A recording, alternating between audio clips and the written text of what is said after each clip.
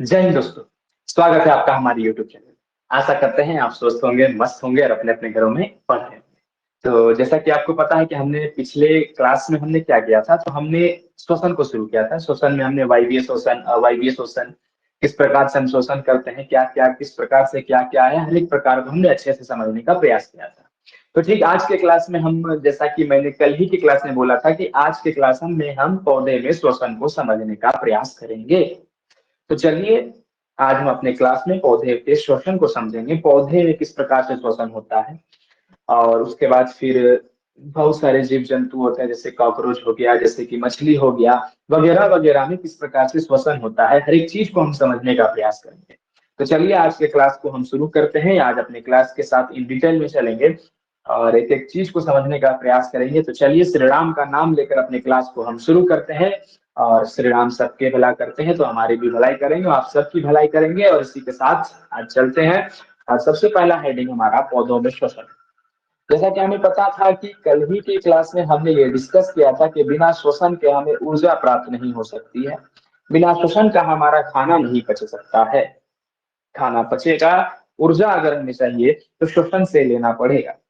एक एक चीज को आप चलिए समझते हैं, आगे बढ़ते हैं और एक एक चीज को ध्यान पूर्वक समझते जाना है।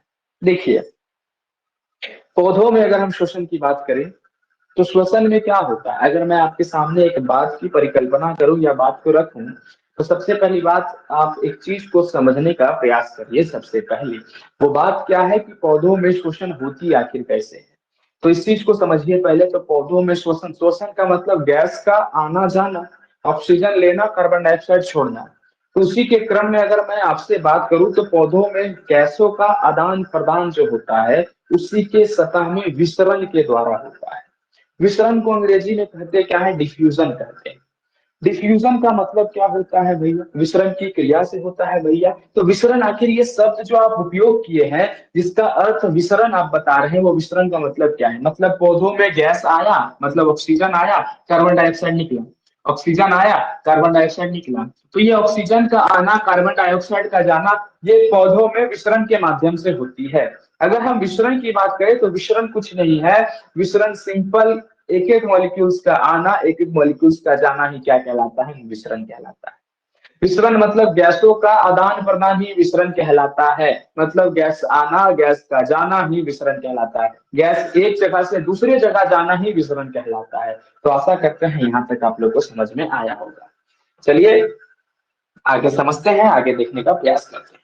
देखिए होता क्या है पौधों में, जैसा कि हम पहले बात कर चुके थे, हमारा पहले ही क्लास रंध्र उपस्थित होता है और जिस रंध्र के माध्यम से पौधा ऑक्सीजन को लेता है। तो ऑक्सीजन युक्त वायु जो है पौधा रंध्र के माध्यम से लेता है। अगर हम बात करें रंध्र के माध्यम से लेता है या तो वात रंध्र के माध्यम से लेता है। वात रंध्र का मतलब होता है लेंटिकल्स, उसी के पौधे के सरफेस पे ही रंध्र होता है। पौधे के सरफेस मतलब पौधे के पत्ते के ऊपर क्या होता है, रंध्र होता है। और उसी रंध्र के द्वारा पौधा क्या करता है, ऑक्सीजन को लेता है। तो आइए एक चीज को समझते हैं, पहले लिखने का भी थोड़ा सा प्रयास करते हैं। तो लिखिएगा आप लोग, पहले इस चीज को लिखिए। जो पौधों में अगर मैं बात करूं तो पौधों में गैसों का आदान प्रदान, इसका आदान प्रदान, तो गैसों का आदान प्रदान, पौधों में गैसों का आदान प्रदान किस माध्यम से होता है, तो याद रखना है विसरण के माध्यम से होता है। अगर मैं बोलूं आपसे तो किस माध्यम से होता है, विसरण के माध्यम से पौधों में गैसों का आदान प्रदान होता है। अगर मैं पौधों की और बात करूं तो ऑक्सीजन युक्त वायु, कौन सा वायु, ऑक्सीजन, जिस वायु में ऑक्सीजन होती है तो ऑक्सीजन युक्त वायु, ऑक्सीजन युक्त वायु की अगर मैं बात करूं तो ऑक्सीजन वो युक्त वायु जो है रंध्र द्वारा पौधे लेते हैं। अच्छा भैया, रंध्र के द्वारा तो लेते हैं, लेकिन रंध्र के द्वारा ऑक्सीजन युक्त वायु कौन लेता है, तो याद रखना है एक चीज को, ऑक्सीजन युक्त वायु जो है रंध्र के द्वारा जो जवान पौधे होते हैं, जो जवान पेड़ होते हैं वो लेते हैं। अगर मैं पुराने वृक्ष की बात करूं तो पुराने वृक्ष जो होते हैं, अगर यहाँ पर लिखिएगा ऑक्सीजन युक्त वायु पुराने वृक्ष भी लेते हैं। पुराने वृक्ष को जीने के लिए भी वायु की आवश्यकता है, वायु में ऑक्सीजन की आवश्यकता है।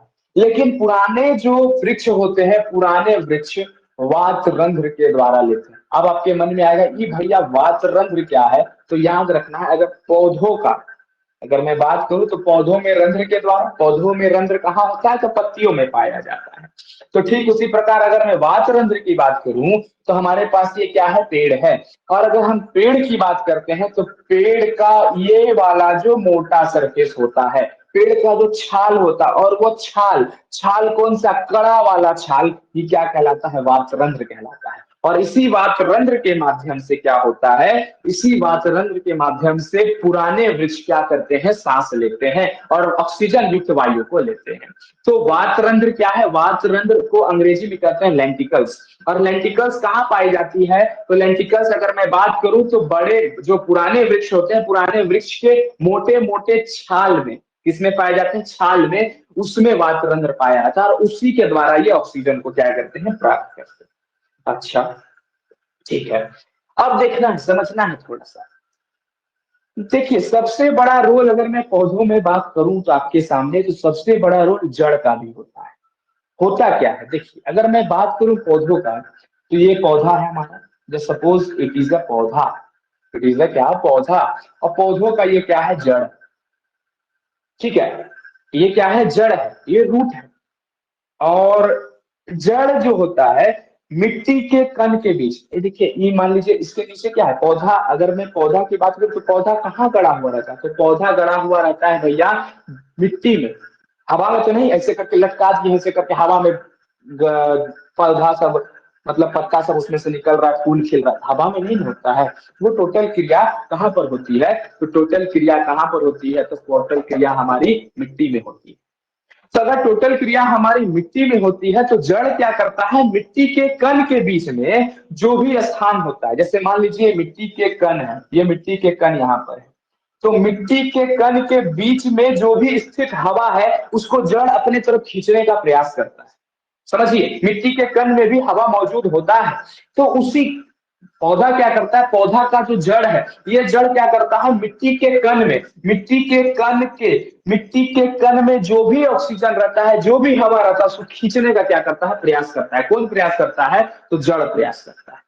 तो इससे क्या होता है, इससे ये ऑक्सीजन ग्रहण करता है। क्या ग्रहण करता है, ऑक्सीजन ग्रहण करता है। ये सब चीज को दिमाग में रखना है। तो लिखना है आप लोग को कि जड़ मिट्टी के कणों के बीच के स्थानों में स्थित हवा से ऑक्सीजन को क्या करता है, ग्रहण करता है। लेकिन भैया ये ऑक्सीजन ग्रहण कैसे करता है, तो याद रखना, जड़ में मौजूद होता है मूल रोम। ये सब अगर मैं मिटाऊं और फिर से जड़ को बनाऊं तो याद रखना, ये जड़ है, ये क्या है, जड़ है, ये क्या है, जड़ है, ये जड़ है। इस तरह से टोटल ये क्या है, जड़ है। और ये सब जो आप देख रहे हैं, ये सब निकला निकला सरफेस, इसको कहते हैं मूल रोम। क्या कहते हैं, मूल रोम कहते हैं। मूल रोम का मतलब जड़ का बाल, जड़ का बाल। तो जड़ का जो बाल रहता है, जड़ से निकले जो बाल हैं वो मूल रोम कहलाते हैं। और उसी मूल रोम के जरिए ये क्या करता है, ऑक्सीजन को ग्रहण करता है, ऑक्सीजन को क्या करता है, खींचता है। और इसी मूल रोम के जरिए ऑक्सीजन को क्या करता है, ये ऑक्सीजन को ये ग्रहण करता है। और ऑक्सीजन को ग्रहण करने के साथ साथ इसी से ये क्या करता है, कार्बन डाइऑक्साइड को बाहर करता है। समझ में आया आप लोग को, ठीक है। देखिए, ये मूल रोम, आखिर भैया ये मूल रोम आता कहां से है, तो याद रखना पौधों में पाया जाता है। पौधों में क्या पाया जाता है, पौधों में एपिडर्मिल, एपिडर्मल एपिडर्मल कोशिका पाई जाती है। क्या पाई जाती है, एपिडर्मिल कोशिका पाई जाती है, सॉरी कोशिका पाई जाती है। एपिडर्मिल कोशिका के माध्यम से मूल रोम क्या होता है, विकसित होता है। एपिडर्मिल कोशिका के माध्यम से मूल रोम क्या होता है, और विकसित होता है। और ये मूल रोम का काम क्या है, ऑक्सीजन का ग्रहण करना। कहां से ग्रहण करना, तो मिट्टी में जो भी चीज स्थित है उससे ऑक्सीजन का ग्रहण करना, और इसी मूल रोम के द्वारा कार्बन डाइऑक्साइड का क्या हो जाना, बाहर हो जाना। तो जितना रोल पत्ता का है उतना ही रोल जड़ का भी है। अच्छा, अब देखिए पुराना जो जड़ होता है, अगर हम बात करें जो पुराना वृक्ष होता है भैया, पुराना वृक्ष में भी मूल रोम पाया जाता है क्या, तो पुराना जो जड़ होता है, पुराना वृक्ष का पुराने जड़ में मूल रोम नहीं पाई जाती। ठीक है।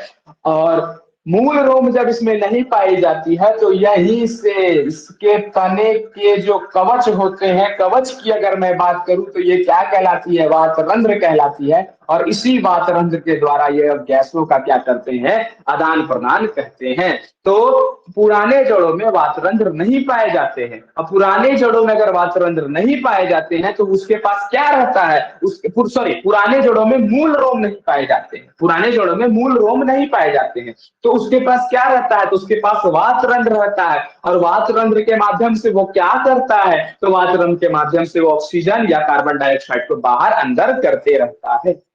ठीक है।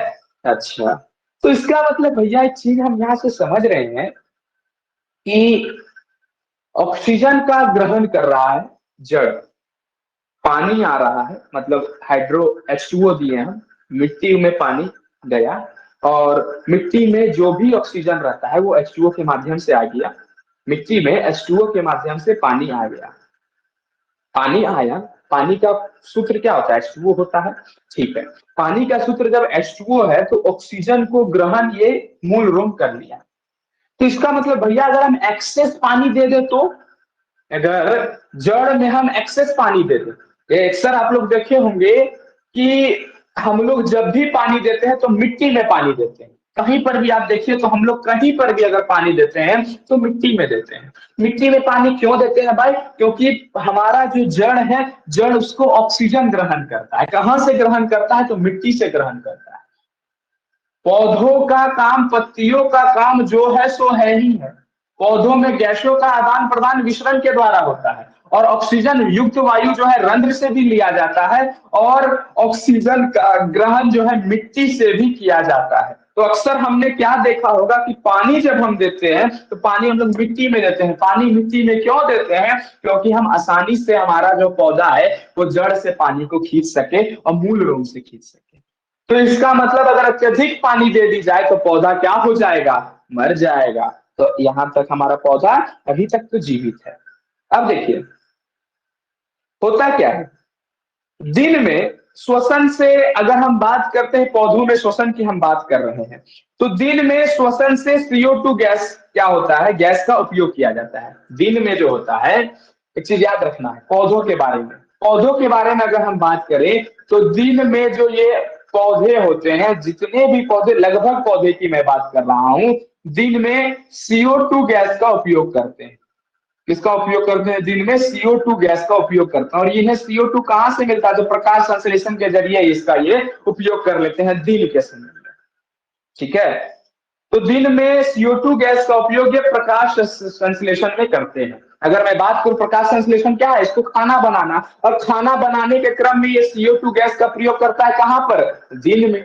तो दिन में CO2 गैस का उपयोग करता है क्यों, प्रकाश संश्लेषण करने के लिए। क्या करने के लिए, प्रकाश संश्लेषण करने के लिए। प्रकाश संश्लेषण क्या होता है, ये खाना बनाता है। तो प्रकाश संश्लेषण करने के लिए ये दिन में CO2 गैस का उपयोग करता है। अच्छा ठीक है, तो भैया अगर हम बात करें तो रंध्रों के द्वारा ऑक्सीजन गैस निकलती है, दिन की बात कर रहा हूं मैं। रंध्रों के द्वारा ऑक्सीजन गैस क्या होती है, निकलती है, और CO2 गैस का ये उपयोग करता है, मतलब CO2 गैस ये नेचर से लेता है और प्रकाश संश्लेषण में कार्य करता है। प्रकाश संश्लेषण के बाद ऑक्सीजन युक्त वायु जो है रंध्र के द्वारा निकाल देता है। रंध्र के द्वारा क्या करता है, निकाल देता है। ऑक्सीजन युक्त वायु रंध्र के द्वारा ये क्या कर देता है, निकाल देता है, और पौधों से हमें क्या प्राप्त होती है, ऑक्सीजन प्राप्त होती है। अच्छा ठीक है, इसका मतलब हम CO2 गैस का जो पौधा है उपयोग दिन में ही क्यों करता है, क्योंकि दिन में प्रकाश संश्लेषण की क्रिया में CO2 गैस का उपयोग होता है। ठीक है, लेकिन रात्रि में फोटोसिंथेसिस तो नहीं, तो अब क्या होगा, तो याद रखना है, रात्रि में क्या, रात्रि में कार्बन डाइऑक्साइड रंध्रों के द्वारा निकलती है बाहर। किसके द्वारा, रंध्रों के द्वारा बाहर निकलती है। कहां निकलती है, बाहर निकलती है। इसलिए आपने अक्सर सुना होगा कि हमें जो बूढ़े व्यक्ति होते हैं, हमारे घर में वृद्ध व्यक्ति जो भी होते हैं, वो साइंस के पक्के ये होते हैं, साइंस के पक्के होते हैं, मतलब बहुत तगड़ा उनको नॉलेज होता है, लेकिन एक्चुअल में उनको उसके पीछे का नॉलेज नहीं पता है। लेकिन ये पता है कि नहीं करना चाहिए। जैसे कि बहुत वृद्ध व्यक्ति या जो भी व्यक्ति रहते हैं घर में, जो अवस्था वाले व्यक्ति होते हैं, बोलते हैं कि रात में वृक्ष के नीचे नहीं सोना चाहिए।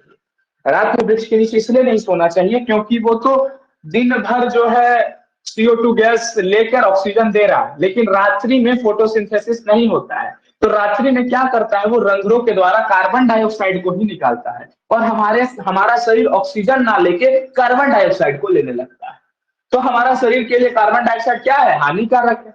तो हमारा शरीर कार्बन डाइऑक्साइड को ही लेने लगेगा। तो कार्बन डाइऑक्साइड को लेने लगेगा तो ज्यादातर हम लोग एक दो दो दिन 3 दिन अगर कार्बन डाइऑक्साइड को लेंगे तो सीधा हम लोग भगवान को प्यारे हो जाएंगे। इसका मतलब कार्बन डाइऑक्साइड हमारे शरीर के लिए जरूरी नहीं है। ठीक है, ठीक है। तो अगर हम बात करें तो पौधों का प्रत्येक भाग, जड़ की बात करें, पत्तियां की बात करें, अलग अलग श्वसन करता है। पौधों की अगर मैं बात करूं आपके सामने, तो पौधों का जितना भी भाग है, जैसे जड़ जो होता है, जड़ अलग श्वसन कर रहा है, जैसा कि अभी हमने जस्ट देखा मूल रोम के माध्यम से। उसके बाद अगर हमने अभी देखा पौधों के माध्यम से, रंध्र के माध्यम से, और कार्बन डाइऑक्साइड लेता है, ऑक्सीजन युक्त वायु देता है, जस्ट अभी यहाँ पर देखा हमने। तो इसका मतलब हम ये क्या पढ़ रहे हैं, हम ये पढ़ रहे हैं कि पौधों में हर एक पार्ट जो है श्वसन में अलग अलग क्रिया करती है। जैसे जड़ की बात करें तो जड़ अलग क्रिया कर रही है, अगर मैं बात करूं रंध्र की तो रंध्र अलग क्रिया कर रही है। तो जंतुओं की तरह पौधों में गैसों का जो परिवहन होता है नहीं होता है, इस चीज को याद रखना है थोड़ा सा। जंतुओं की तरह पौधों में, अगर मैं लिखूं यहाँ पर, जिस प्रकार जंतुओं में पौधों का ट्रांसपोर्टेशन होता है, जिस प्रकार जंतुओं में क्या मैंने बोला, जिस प्रकार जंतुओं में गैसों का ट्रांसपोर्टेशन मतलब वहन होता है, वहन मतलब एक जगह से दूसरी जगह जाता है, जिस प्रकार जंतुओं में, पौधों में उस प्रकार नहीं हो पाता है। पौधों में उस प्रकार क्या हो पाता है, नहीं हो पाता है। तो जंतु की तरह पौधों में श्वसन गैसों का परिवहन क्या होता है, नहीं हो पाता है। तो समझ में आ रहा है क्या, यहाँ पर मैं ये कहना चाह रहा हूँ कि जिस प्रकार जंतु का एक एक चीज बना हुआ है, वो नाक से सांस लेगा, नाक से सांस लेने के बाद उसके डायफ्राम मतलब उसके लीवर मतलब किडनी वगैरह सब में सांस जा रहा है, एक एक कोशिका में सांस जा रहा है, परिवहन हो रहा है। उस प्रकार पौधों में नहीं होता। पौधों का रोल यहाँ पर इतना ही है कि ये रूट से खींचा पहुंचाया, रंध्र से खींचा पहुंचाया, बस यही इसका काम। पौधों में जंतुओं की अपेक्षा श्वसन की गति धीमी होती है, याद रखना है। हम जैसे मान लीजिए हम लोग हैं तो सॉरी, अगर हम लोग की बात करें तो हम लोग सट से सांस लेते हैं, सट से छोड़ देते हैं, हम लोग सट से लेते हैं। लेकिन पौधों में जो होती है, पौधों में श्वसन की गति क्या होती है, धीमी होती है। तो लिख लीजिएगा, पौधों में, इसमें पौधों में श्वसन की गति धीमी होती है। पौधों में श्वसन की गति, किसकी गति, श्वसन की गति धीमी होती है। एज कंपेयर टू किससे बालक, पौधों में श्वसन की गति धीमी होती है, किसके तुलना में, तो जंतुओं की तुलना में। जंतुओं के श्वसन की गति क्या होती है, काफी स्पीड होती है। अच्छा, तो भैया जंतुओं को ही पढ़ा दीजिए, जंतुओं के बता दीजिए, जंतु में किस प्रकार से होती, किस प्रकार से होगा, उसे करना है। एक एक चीज को हम समझेंगे। चलिए समझते हैं, आइए देखते हैं, और एक एक चीज को करने का हम लोग प्रयास करते हैं। ठीक है, तो घबराना नहीं है, डिमोटिवेट नहीं होना है। सामने है परीक्षा, जानते हैं थोड़ा लोड हो रहा होगा अब आप लोग के ऊपर, एक एक चीज में प्रॉब्लम आप लोग को अभी हो रहा होगा, इस चीज को हम समझते हैं। लेकिन परेशान नहीं होना है, जैसा कि मैंने आपको पहले ही बता दिया है कि अगर थोड़ा सा भी आपको परीक्षा के लिए टेंशन हो रही है तो आप समझ जाइए कि आप करेक्ट पाथ पर, आप सही पाथ पर हैं, आप सही जा रहे हैं। पढ़ाई में अगर आपको टेंशन हो रही है कि हाँ भाई ये चीज बचा हुआ है, कैसे होगा, पढ़े नहीं है, ये नहीं, थोड़ा सा अगर टेंशन हो रहा है तो समझ जाइए आप करेक्ट पाथ पर। अगर आपको टेंशन थोड़ा सा भी नहीं हो रहा है तो टेंशन लेना शुरू करिए थोड़ा सा, क्योंकि बिना टेंशन लिए हुए आप किसी चीज को नहीं कर सकते। जब तक आपके ऊपर थोड़ा सा लोड नहीं रहेगा, एक चीज आप करके देखिएगा, किसी दिन आप बिना प्रेशर के अपनी जिंदगी को गुजार के देखिएगा, बिना लोड के अपनी जिंदगी को गुजार के देखिएगा कि आपके ऊपर कोई लोड नहीं है, एकदम दिन भर सोइए, 2 दिन आप करके देखिएगा आपको खुद अपने आप पे जिंदगी पे शर्म आने लगेगा। तो जिंदगी में बिना संघर्ष का कुछ नहीं है, बिना मतलब मेहनत का कुछ नहीं है। मेहनत करते रहिए, बढ़िया से करते रहिए, एक एक चीज करते रहिए, देखिए आपकी जिंदगी में एक अलग सा मोशन आएगा, एक अलग सा मोशन के साथ अपनी जिंदगी को आप गुजारिएगा। और कभी भी डिप्रेस नहीं होना कि हम बहुत नीचे जा रहे हैं, हम बहुत नीचे हैं। एक बार एक कहानी बताते हैं। ये हाथ जो है ना पैर से पूछता है, ये हाथ पैर से पूछता है कि हम इतना ऊपर हैं और तुम उतना नीचे हो, फिर भी तुम्ही का सब पैर क्यों छूता है, तुम्हारा ही पैर सब क्यों छूता है। तो पैर बोलता है कि हम जमीन पर रहना जानते हैं, हम जमीन से जुड़ना जानते हैं। ये हवा में हाथ हिलाना या हवा में बात करने से कुछ नहीं होता है। तो हवा में बात तो लोग सब करता है कि हम ये कर दिए वो कर दिए। जमीन से जुड़ा रहिए, जमीन के साथ चलिए, जमीन पर रहिए। ठीक है, तो पौधा इसलिए पैर को पूजा जाता है। हर एक लोग पैर को छूता है, क्यों? क्योंकि वो जमीन के साथ जुड़ा हुआ रहता है। ठीक है, तो चलिए आगे चलते हैं, समझते हैं आगे। और आगे समझने का प्रयास करते हैं। जंतुओं में गैसों का आदान प्रदान को हम समझेंगे। आखिर जंतुओं में श्वसन की प्रक्रिया कैसी होती है, जंतुओं में किस प्रकार से श्वसन होता है, इस चीज को समझिएगा। तो जंतुओं में श्वसन को समझते हैं। किसको समझने जा रहे हैं हम लोग? जंतुओं में श्वसन को समझेंगे। आइए देखते हैं जंतुओं में श्वसन को। देखिए, अगर हम बात करें जंतुओं में श्वसन की, तो जंतुओं में श्वसन की बात करें तो पहले हम सबसे निम्न श्रेणी के जंतुओं की बात करते हैं। तो निम्न श्रेणी की जंतु, निम्न श्रेणी में अगर हम बात करें, निम्न देखिएगा, अगर मैं बात करूं निम्न श्रेणी की, ठीक है, निम्न श्रेणी की बात करूं तो निम्न श्रेणी का मतलब होता है जो सबसे नीचे कोटि के जंतु होते हैं, जैसे एक कोशिकीय जीव, जिसके पास सिर्फ एक कोशिका रहता है। तो निम्न श्रेणी में सबसे पहले हम किसके बारे में बात कर रहे हैं? तो एक कोशिकीय जीव के बारे में बात कर रहे हैं। तो एक कोशिकीय जीव जितने भी होते हैं, जिसके पास सिर्फ एक कोशिका का वो बना होता है, वो एक कोशिकीय जीव श्वसन जो होता है, श्वसन की अगर मैं बात करूं तो श्वसन वो लोग झिल्ली के माध्यम से लेता है। किसके माध्यम से लेता है? कोशिका झिल्ली के माध्यम से लेता है। कोशिका झिल्ली के माध्यम से लेता है। कोशिका झिल्ली क्या होता है भैया? तो उसके सरफेस पे, उसके सतह पर, जैसे मान लीजिए ये एक कोशिकीय जीव है इस तरह से, तो उसके सतह पर कोशिका झिल्ली पाया जाता है, झिल्ली नुमा संरचना पाया जाता है। उस झिल्ली से वो ऑक्सीजन को ग्रहण करता है, शरीर में भेजता है। झिल्ली से ऑक्सीजन को, मतलब झिल्ली से ऑक्सीजन को ग्रहण करता है, शरीर में भेजता है। झिल्ली से ऑक्सीजन को ग्रहण करता है, शरीर में भेजता है। तो एक कोशिकीय जीव की अगर मैं बात करूं तो एक कोशिकीय जीव शोषण किस प्रकार से करता है? तो कोशिका झिल्ली से करता है। लेकिन वही अगर हम बात करें बहुकोशिकीय जीव की, किसकी बात करने जा रहे हैं हम बात करने जा रहे हैं बहुकोशिकीय जीव की। तो याद रखना है, थोड़ा सा एक एक चीज को समझना है। देखिए, बहुकोशिकीय जीव की बात करें तो बहुकोशिकीय जीव में जंतुओं में अगर हम बात करें तो बहुकोशिकीय जीव अगर हम बात करें निम्न श्रेणी में, निम्न श्रेणी में एक कोशिकीय जीव भी आते हैं, निम्न श्रेणी में बहुकोशिकीय जीव भी आते हैं। तो या तो हम बात करें निम्न श्रेणी में कोशिकीय जीव, एक कोशिकीय जीव, या तो बहुकोशिकीय जीव। तो बहुकोशिकीय जीव भी क्या करते हैं? कोशिका झिल्ली से लेते हैं। लेकिन किसमें? बहुकोशिक मतलब निम्न श्रेणी के जंतु में। निम्न श्रेणी के जंतु जैसे पारामेशियम की बात करें, जैसे अमीबा की बात करें, ये सब क्या करते हैं? ये सब एक कोशिकीय झिल्ली है, एक कोशिकीय जीव है। और ये कोशिका झिल्ली जो है, कोशिका झिल्ली के माध्यम से, पारामेशियम बहुकोशिकीय जीव है, वो कोशिका झिल्ली के माध्यम से क्या करते हैं? वो कोशिका झिल्ली के माध्यम से श्वसन की प्रक्रिया को पूर्ण करते हैं। अच्छा ठीक है भैया, ये तो आप बता दिए। अब अच्छा ठीक है, तो जंतुओं में अगर भैया होता है, जंतु की बात करें तो जंतु किस प्रकार से श्वसन करती है? तो जंतुओं में जो श्वसन होता है बालक, जंतुओं में श्वसन जो होता है बालक, जंतुओं में श्वसन होती है तीन प्रकार से। अगर मैं बात करूं आप लोग के सामने, तो जंतुओं में श्वसन कितनी प्रकार से होती है? तो तीन प्रकार से होती है। वो कौन कौन से प्रकार है भैया? तो याद रखना है। सबसे पहला प्रकार, सबसे पहला प्रकार की हम बात करें तो ट्रेकिया होता है। क्या होता है? ट्रेकिया होता है। दूसरा प्रकार की बात करें तो गिल्स होता है। क्या होता है? गिल्स होता है। और तीसरा प्रकार की अगर हम बात करें तो पहला ट्रेकिया, दूसरा गिल्स और तीसरा फेफड़ा। क्या होता है? तीसरा फेफड़ा। तो ये तीन के माध्यम से क्या करता है? जंतु श्वसन करता है। अब एक एक चीज को समझते हैं, ठीक है। तो ट्रेकिया के अगर मैं बारे में बात करूं, अब चलिए ट्रेकिया के बारे में समझते हैं, ट्रेकिया के बारे में जानने का प्रयास करते हैं। तो सबसे पहले ट्रेकिया, ट्रेकिया को हम श्वास नली भी कहते हैं। क्या कहते हैं? श्वास नली भी कहते हैं या ट्रेकिया कहते हैं। ट्रेकिया को हम श्वास नली या ट्रेकिया भी कहते हैं।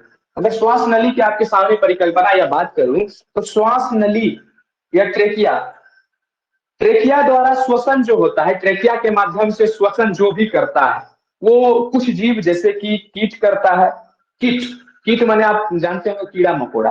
तो श्वास नली ट्रेकिया के द्वारा, ट्रेकिया के द्वारा श्वसन की अगर मैं बात करूं तो ट्रेकिया के द्वारा श्वसन जो होता है बालक, वो कौन करता है? तो वो कीट करता है। कीट जैसे कि कॉकरोच, उदाहरण में बात करें तो कॉकरोच कौन करता है? कॉकरोच करता है। तो कॉकरोच हो गया आपके सामने। अगर मैं टिड्ढा की बात करूं, टिड्ढा जिसको बिहारी लैंग्वेज में बात करें तो अखफोड़ा कहा जाता है। क्या कहा जाता है? अखफोड़ा कहा जाता है। अंग्रेजी में ग्रास हॉपर, हिंदी में टिड्ढा, बिहारी लैंग्वेज में, और हिंदी में टिड्ढा। ठीक है, तो उदाहरण कॉकरोच, टिड्ढा।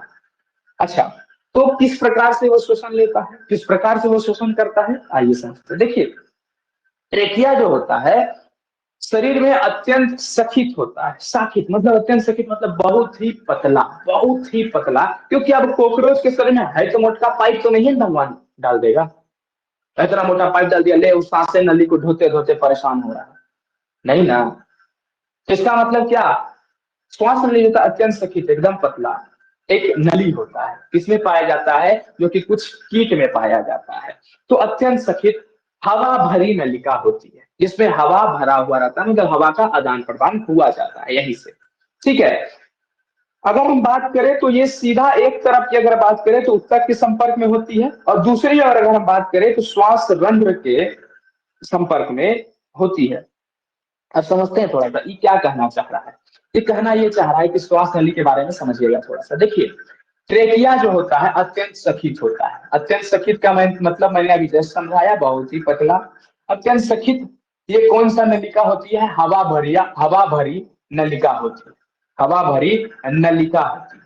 अगर हम बात करें आप लोग के सामने तो इसका एक नली जो है, जैसे अगर ये ट्रेकिया है, सपोज इस तरह से इसका ट्रेकिया, सांस में कॉकरोच इतना बड़ा तो होगा नहीं, छोटा सा। हम लेकिन इसको जूम करके दिखा, आइए जूम करिए इसको, सोच के यहाँ जूम कर रहे हैं, यहाँ जूम किए तो ट्रेकिया जो होता है इस तरह जूम किए तो ट्रेकिया कुछ इस प्रकार से होता है। ठीक है, एक और अगर हम बात करें तो एक और जो होता है उत्तक के संपर्क में होता है, टिश्यू के संपर्क में होता है। उत्तक मतलब है ही, देखिए इसके जो मान लीजिए कॉकरोच का इस तरह से मुंह है, इस तरह से कॉकरोच का बड़का का मुंह है, मतलब जैसे सपोज हम बड़ा किए हैं फिगर को, आप लोग को समझ में नहीं आएगा। Oggy and the cockroaches, Oggy and the cockroaches देखे होंगे ना बचपन में, हाई वाला कॉकरोच है। ठीक है, तो उस कॉकरोच का एक जो मुंह होता है वो किसके संपर्क में होता है? उत्तक के संपर्क में होता है, टिश्यू के संपर्क में होता है। और दूसरा जो होता है श्वास रंध्र में इसका छिद्र खुलता है। श्वास रंध्र मतलब क्या होता है? श्वास रंध्र मतलब जहां से उन लोग का सांस आदान प्रदान गैस का होता है ना, मतलब हमारा श्वास रंध्र क्या है? हमारा श्वास रंध्र है दूगो फेफड़ा, लंग्स है। ठीक है, तो उसी प्रकार से इसका भी श्वास रंध्र होता है।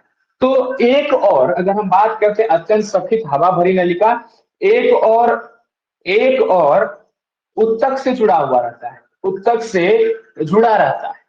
और अगर एक और की बात करें तो एक और श्वास रंध्र की तरफ छिद्र खुलता है। श्वास रंध्र की तरफ छिद्र इसका क्या होता है? खुलता है। तो ये छिद्र काहे खुलता है? इसका होल यहाँ पर, ये क्या है? होल है। यहाँ से ये क्या लेगा? सांस, एक तरफ क्या लेगा? सांस लिया। सांस जैसे लिया किसके माध्यम से? तो सांस ट्रेकिया के माध्यम से कॉकरोच क्या लिया? सांस लिया। तो एक उत्तक से इसका सांस जुड़ा हुआ है, तो उत्तक से ऑक्सीजन क्या हुआ? जाने लगा, यहां से गया। अब देखिए यहां से ये होल है, ये ऑक्सीजन क्या कर दिया? जाके श्वास रंध्र में ऑक्सीजन को पहुंचा दिया। अब श्वास रंध्र पूरा शरीर को पहुंचाते रहे, बात खत्म, हो गया, सिंपल। तो ये इसी तरह से होता है। तो कीटों में ट्रेकिया के द्वारा श्वसन होता है और इसी के माध्यम से आदान प्रदान किया जाता है। एक चीज याद रखिएगा थोड़ा सा, कीट जैसे कि हम कॉकरोच की बात करें तो कॉकरोच में एक ही विषम होता है, दिल का एक ही विषम होता है। मतलब जिधर से खून जा रहा है उधरे से उसका ऑक्सीजन भी जा रहा है, जिधर से खून निकल रहा है उधरे से उसका कार्बन डाइऑक्साइड भी निकल रहा है। तो इसका मतलब अगर हम नहीं श्वास नली या ट्रेकिया की बात करें तो कीट जो होता है, कीट ट्रेकिया के माध्यम से श्वसन करता है। कीट जो है ट्रेकिया के माध्यम से श्वसन करता है, लेकिन टोटल जो ट्रांसपोर्टेशन होता है, परिवहन जो होता है, गैसों का आदान प्रदान जो होता है, ट्रेकिया के माध्यम से श्वसन किया। लेकिन यहां से गैसों का आदान प्रदान अगर हम बात करें इसका, तो गैसों का आदान प्रदान की बात करें तो रक्त या रुधिर से करता है। किसके द्वारा? तो रक्त या रुधिर के द्वारा करता है, रक्त या रुधिर के द्वारा करता है। रुधिर मतलब हीमोग्लोबिन, और रक्त के द्वारा करता है।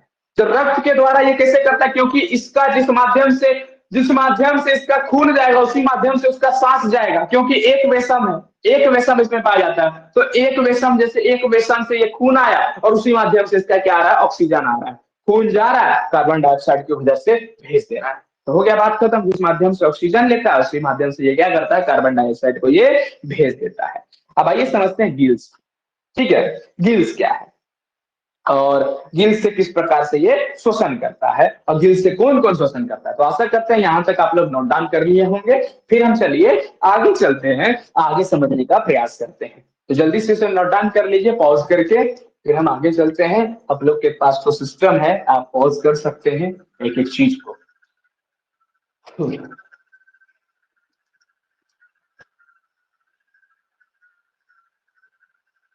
आइए हम समझते हैं गिल्स को।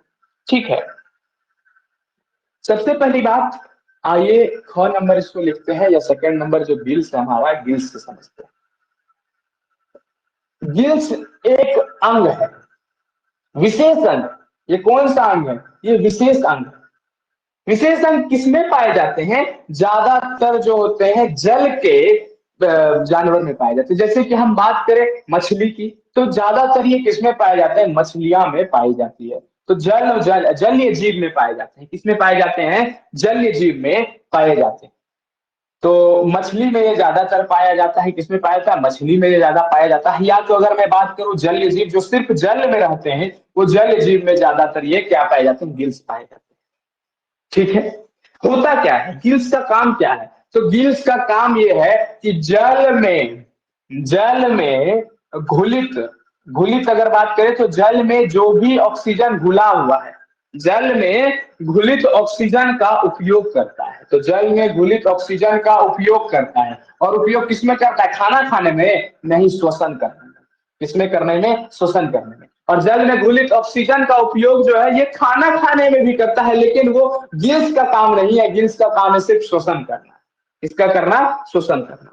ठीक है, अगर हम बात करें गिल्स की, तो गिल्स ज्यादातर मछलियां में पाई जाती है। गिल्स जो होती है दो समूह में पाई जाती है। किस समूह में पाई जाती है? दो समूह में पाई जाती है। दो समूह में पाई जाती है, और ये आंख के ठीक पीछे रहती है। जैसा कि आप लोग मछली में देखेंगे गलफड़, गलफड़ ज्यादातर इसको हम लोग हिंदी में कहते हैं गलफड़, मतलब किस? तो आंख के पीछे पाई जाती है। आंख के पीछे ये जोड़ों में पाई जाती है। दो, एक जोड़ होता है, एक जोड़ा इसमें पाया जाता है, और दो समूह में रहती है, आंख के पीछे रहती है। ठीक है, अच्छा, गिल्स क्या होती है? गिल्स एक चपटी थैली में स्थित होता है। याद रखना, गिल्स कहाँ होता है? तो गिल्स जो होता है एक चपटी थैली में मौजूद होती है। एक चपटी थैली में मौजूद होती है। किसमें मौजूद होती है? तो एक चपटी थैली में मौजूद होती है। तो भैया ये चपटी थैली में मौजूद होता है, उस थैली को क्या कहते हैं? तो उस थैली को कहते हैं गिल कोष्ठ। गिल कोष्ठ कहा जाता है। तो एक चपटी थैली में क्या मौजूद होती है? गिल्स मौजूद। जैसे कि हम बात करें, हमारा ये क्या है? मछली है। जैसे सपोज ये क्या है? मछली। मछली का यहाँ पर क्या रहता है? गलफड़ रहता है, और यही क्या कहलाती है? गिल कोष्ठ कहलाती है। गिल कोष्ठ किसमें रहती है? चपटी थैली में मौजूद होती है। अंदर की हम बात कर रहे हैं यहाँ पर, आप ऊपर का मत समझिएगा। अंदर में क्या रहती है? गिल कोष्ठ रहती है। गिल कोष्ठ क्या है? गिल कोष्ठ जो है एक चपटी थैली है, और इसी चपटी थैली के अंदर क्या मौजूद होता है? तो गिल्स मौजूद होता है। अच्छा, ठीक है, देखिए गिल कोष्ठ जो है, अगर हम बात करें तो एक दो तरफ खुलता है गिल कोष्ठ। एक तरफ तो हम समझ लिए, एक तरफ इधर खुल जाता है, और एक तरफ जो खुलता है, एक तरफ अंदर की ओर खुलता है। गिल कोष्ठ जो होता है एक तरफ दो को होता है, ऐसे दोनों तरफ खुला, और एक तरफ अंदर की ओर भी खुलता है। इस चीज को सुनिएगा, समझिएगा थोड़ा। जैसा कि मछली को हम लोग देखते हैं, अक्सर मछली क्या करता है? ऐसे करके अपना गलफड़ को फैलाता है। गलफड़ को क्या करता है? फैलाता है। तो एक और शरीर से बाहर खुलती है, एक और जो है शरीर से बाहर खुलती है, और उसी के क्रम में जब शरीर से बाहर खुलती है, उसी के क्रम में अंदर में भी खुलती है। तो अंदर में खुलती है तो याद रखना, एक और आहार नाल की ग्रसनी में खुलता है। कहाँ खुलता है? एक और की अगर हम बात करें तो इसका भी आहार नाल, जहां से ये खाना खाता है, जहां से ये खाना खाता है, तो खाना खाने के क्रम में समझिएगा थोड़ा सा, अगर हम ये मछली है, मछली का ये बनाते हैं थोड़ा सा आहार नाल, इस तरह से आहार नाल, और इसी के संपर्क में अगर हम बात करते हैं तो इसी तरह से एक तरफ इसका चला जाता है सांस लेने वाला। इसी तरह अगर बात करें तो एक तरफ इसका क्या चला जाता है? सांस लेने वाला चला जाता है। एक तरफ इसका आहार नाल, एक तरफ इसका सांस लेने वाला। ये क्या करता है? जैसे ही सांस लेता है, ऐसे करके सांस लिया, बस इसका इसका जो गलफड़ है ग्रसनी के तरफ खुल जाता है और फूड वाला पाइप को क्या कर देता है? जो ई वाला पाइप, जो खाना वाला पाइप रहता है, उसको क्या कर देता है? बंद कर देता है। खाना वाला पाइप को जैसे ही बंद करता है, ये खाना वाला पाइप को क्या कर देता है? बंद कर देता है। खाना वाला पाइप को बंद करने के बाद जो भी ऑक्सीजन मौजूद होता है पानी में, उसको ले लेता है, और उसके बाद ऑक्सीजन, जो भी ऑक्सीजन वो ले लिया, उसके बाद वो पानी को क्या कर देता है? निकाल देता है। और ऑक्सीजन लेने के बाद जो पानी से वो खाना को ग्रहण कर लेता है, वो खाना को ये आहार नाल के द्वारा कहाँ भेज देता है? पेट में भेज देता है। समझ में आ रहा है? ये क्यों खुलता है? बाहर दोनों तरफ क्यों खुलता है? समझिएगा फिर से। ये दोनों तरफ, एक तरफ तो मान लीजिए ये खुला ऐसे करके, वो भी समझाएंगे ये क्यों खुलता है। पहले ये समझिए कि अंदर की ओर आहार नाल के ग्रसनी में क्यों खुलता है। ये आहार नाल के ग्रसनी में इसलिए खुलता है ताकि वो सांस लेता है, तो जिस समय वो पानी का ग्रहण करता है उसी समय तो सांस लेता है, क्योंकि पानी से ही वो सांस लेता है, पानी से ही ऑक्सीजन को वो खींचता है। तो पानी को वो ग्रहण किया, तो पानी को ग्रहण करने समय अपना गलफड़ को वो आहार नाल के ग्रसनी की ओर खोला। आहार नाल के ग्रसनी की ओर खोलने के क्रम में वो आहार नाल को बंद कर दिया, और जितना भी ऑक्सीजन था उसे क्या कर लिया? खींच लिया। अब क्या करता है? ऑक्सीजन को खींचने के बाद पानी में जितना भी खाना था उसको खींच लिया खाना की ओर। खाना को खींचा तो आहार नाल में भेज दिया, और खाना को खींचने के बाद अपना जो भी भाग था, ग्रसनी वाला भाग को वो क्या कर लेता है? बंद कर लेता है, और ऑक्सीजन को वो खींच लेता है। ऑक्सीजन को किसके माध्यम से वो खींच लेता है? गिल्स के माध्यम से अपने शरीर में खींच लेता है, और वही गलफड़ के द्वारा जो दूसरा भाग, उसका दूसरा भाग जो शरीर के बाहर खुलता है, वो दूसरा भाग से पानी को क्या कर देता है? निकाल देता है। तो पहला भाग आहार नाल के ग्रसनी की ओर खुलता है, और दूसरा भाग की बात करें तो शरीर के बाहर की ओर खुलता है। शरीर के बाहर की ओर क्या होता है? खुलता है। शरीर के बाहर की ओर खुलता है। तो यहां तक आशा करते हैं आप लोग को समझ में आ रहा होगा। देखिए, तो यहां तक आसानी से आपको समझ में आया होगा, तो फिर से एक बार इसको समझिए और अच्छे से देखते हैं। तो यहां तक आप लोग नोट डाउन कर लिए होंगे, आशा करते हैं। अब चलिए आगे चलते हैं और आगे समझने का प्रयास करते हैं।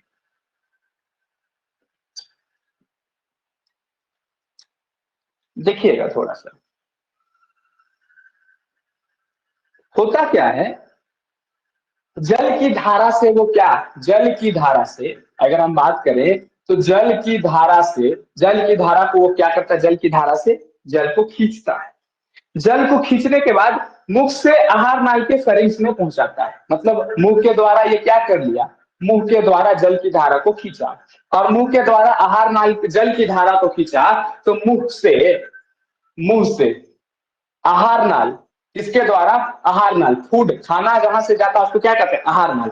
आहार नाल के द्वारा ये कहां पहुंचाया? फेरिंग्स में पहुंचाया। फेरिंग्स मतलब क्या होता है पता है आप लोग को? फेरिंग्स का मतलब क्या होता है? फेरिंग्स का मतलब होता है जहां से श्वास रंध्र, जहां से सांस लिया जाता है, जो सांस का नली होता है उसे हम फेरिंग्स कहते हैं। क्या कहते हैं? फेरिंग्स कहते हैं। फेरिंग्स। तो मुंह से आहार नाल के द्वारा कहां पर पहुंचाता है पानी को? फेरिंग्स में पहुंचाता है। देखिए, फेरिंग्स में क्या होता है इस चीज को समझिएगा। फेरिंग्स में दो पाइप निकलता है, और वो दो पाइप क्या करता है? जो भी खाना होता है, फेरिंग्स के पास जो भी खाना होता है वो फेरिंग्स से ग्रास नली की ओर भेज देता है। कहां की ओर भेज देता है? ग्रास नली की ओर भेज देता है, ताकि वो खाना को पचाएगा। ठीक है, फेरिंग्स से जो भी स्थित खाना है, इसके पास जो भी खाना है वो कहां भेज देता है? ग्रास नली में भेज देता है। उसके बाद अगर जल रहता है, क्या रहता है? जल। उसके बाद जो जल बचा, जल में खाना था, खाना को ग्रास नली में भेज देता है। अब नेक्स्ट जल को क्या करता है?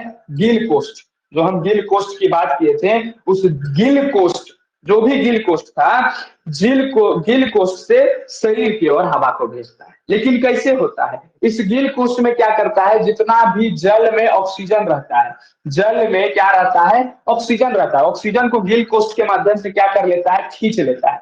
जल में ऑक्सीजन खींच लेता है, जल से क्या कर लेता है, ऑक्सीजन को खींच लेता है, और खींचने के बाद संपूर्ण शरीर में क्या कर देता है, फैला देता है।